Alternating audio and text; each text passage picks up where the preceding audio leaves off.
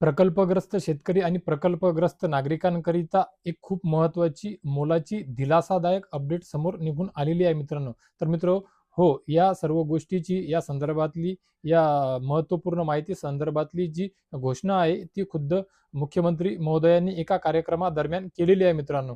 तर काय होते की राज्यातील विविध विकास प्रकल्पांमुळे बाधित होणाऱ्या प्रकल्पग्रस्तांच्या समस्यावर प्रभावी आणि एकत्रित उपाययोजना करण्याकरिता राज्य सरकारने स्वतंत्र महामंडळ स्थापन करण्याचा निर्णय घेतलेला आहे मित्रांनो. कारण राज्यामध्ये जे वेगवेगळे महामार्ग, धरणे, औद्योगिक वसाहती, मेट्रो प्रकल्प, विमानतळ आदींकरिता काय होते की मोठ्या प्रमाणामध्ये भूसंपादन करण्यात येते, जमिनी हस्तांतरित करण्यात येतात मित्रांनो. ज्यामुळे हजारो कुटुंबांचे स्थलांतरण होते मित्रांनो. परंतु प्रत्यक्ष मोबदला मिळाल्यानंतर सुद्धा प्रकल्पग्रस्तांना खूप अडचणी येतात. बऱ्याचशा संकटांना सामोरे जावं लागते मित्रांनो. ज्यामध्ये प्रकल्प ग्रस्तांना शासकीय योजनांचा लाभ मिळवण्याकरिता सुद्धा खूप अडचणी येतात मित्रांनो. सोबतच जात दाखला आणि उत्पन्नाचा दाखला यांच्या अभावी या सर्व प्रकल्पग्रस्तांना, शेतकऱ्यांना, नागरिकांना विविध योजनांपासून वंचित सुद्धा राहावं लागते मित्रांनो. आणि वेळप्रसंगी बँकांकडून कर्ज मिळवण्यात येणाऱ्या अडथळ्यांचे आणि त्यांचं अडथळ्यांमुळे काय होते की त्यांचं जे आर्थिक पुनर्वसन असते मित्रांनो, ते पुनर्वसन होण्यामध्ये खूप मोठ्या प्रमाणामध्ये सुद्धा अडचणी निर्माण होतात मित्रांनो.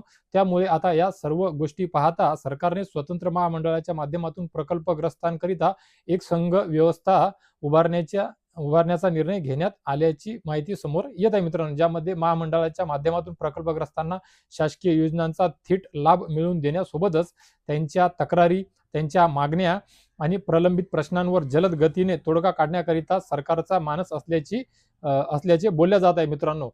यात अजून महत्त्वाचं म्हणजे बँकांच्या सहकार्याने प्रकल्पग्रस्तांना बिनव्याजी किंवा वेळप्रसंगी सुलभ अटींवर कर्ज उपलब्ध करून देण्याचा सुद्धा प्रस्ताव विचारात असल्याची माहिती मिळालेली आहे मित्रांनो. ज्यामध्ये स्वतःचा व्यवसाय, उद्योगधंदा, स्वयंरोजगार उद्योग उभा करण्याकरिता सुद्धा शेतकऱ्यांना हातभार होणार आहे, नागरिकांना हातभार होणार आहे मित्रांनो.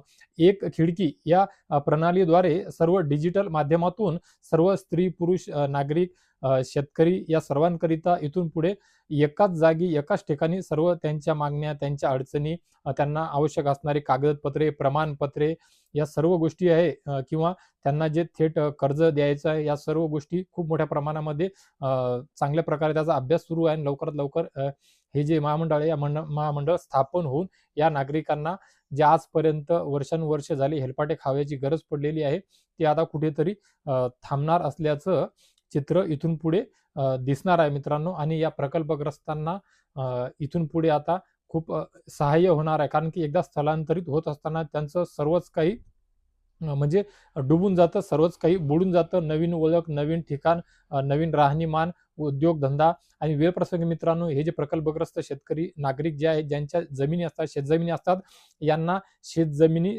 सारखाच काहीतरी एक चांगला प्रकार, चांगला पर्याय कसा उपलब्ध करून देण्यात येईल, कसा करता येईल, याकरिता सुद्धा खूप मोठ्या प्रमाणामध्ये अभ्यास सुरू असल्याची माहिती या महामंडळाच्या माध्यमातून मिळत आहे. आणि या महामंडळाच्या माध्यमातूनच या शेतकऱ्यांना एक चांगला पर्याय सुद्धा देण्याकरिता प्रयत्न सुरू आहेत. हे महामंडळ स्थापन झाल्याच्या नंतर या शेतकऱ्यांना त्यांना पर्यायी एक चांगला शेतजमीन असो किंवा उद्योगाकरिता किंवा सारखा म्हणजे समतोल साधता येईल आणि त्यांचं नुकसान होणार नाही. शेवटी जमीन जमीन असते, शेती ही शेती असते, आयुष्यभराची शेतकऱ्याची जन्माची भाकर असते. वेळप्रसंगी मोबदला मिळालाही तरी त्या मोबदल्यातून नवीन जमीन मिळणे कठीण होऊन जाते. यामुळे त्यांना वेळप्रसंगी तशीच कुठेतरी जमीन उपलब्ध करून देता येईल का, अशा दृष्टिकोनातून अभ्यास सुरू आहे. आणि हे महामंडळ स्थापन झाल्याच्या नंतर खूप वेगवेगळ्या नवनवीन योजना सुद्धा यांच्याकरिता, या नागरिकांकरिता, शेतकऱ्यांकरिता कशा राबवता येतील याचा सुद्धा अभ्यास सुरू आहे. वेगवेगळ्या नवनवीन योजना आणण्याकरिता सुद्धा मोठ्या प्रमाणामध्ये हालचाली, मोठ्या प्रमाणामध्ये प्रयत्न सुरू आहेत मित्रांनो. तर आशा करूया लवकरात लवकर हे महामंडळ स्थापन व्हावे आणि या प्रकल्पग्रस्तांना धीर भेटावा, आधार भेटावा, दिलासा भेटावा मित्रांनो. जेणेकरून त्यांना उद्योग, व्यवसाय, नवीन जीवन चांगल्या प्रकारे समोर नेता येईल. पुढच्या पिढीलाही मदत होईल. शेतजमीन गेल्याच्या नंतर जे त्यांचं नुकसान होते, जे अद्दर त्यांचं जीवन होते, ते हालाकीचं जीवन होऊ नये, अद्दर होऊ नये. आणि त्यांना एक सहानुभूती म्हणल्यापेक्षा एक जे आवश्यक असते की नाही आपली जमीन होती, जमीन आहे, आयुष्यभरासाठी पुढच्या पिढीला जमीन कामी येणार, ही जी एक निश्चिंती आहे, एक धीर होता महत्वाचा, तो देण्याचा प्रयत्न या महामंडळाच्या माध्यमातून होणार असल्याचं बोलल्या जात आहे मित्रांनो. तर मित्र आशा करूया लवकरात लवकर हे महामंडळ स्थापन व्हावे आणि या सर्वांना न्याय मिळावा. तर मित्र प्रकल्पग्रस्त नागरिक, प्रकल्पग्रस्त शेतकरी यांनी हा व्हिडिओ बघितल्याच्या नंतर या अगोदर त्यांना कुठल्या कुठल्या समस्या आल्या, त्यांच्या सध्याच्या परिस्थितीमध्ये काय अडचणी आहेत, या संदर्भात आपण आपल्या प्रतिक्रिया कमेंट बॉक्समध्ये नक्कीच कळू शकता. आपले काही प्रश्न असतील तरी सुद्धा विचारू शकता मित्रांनो.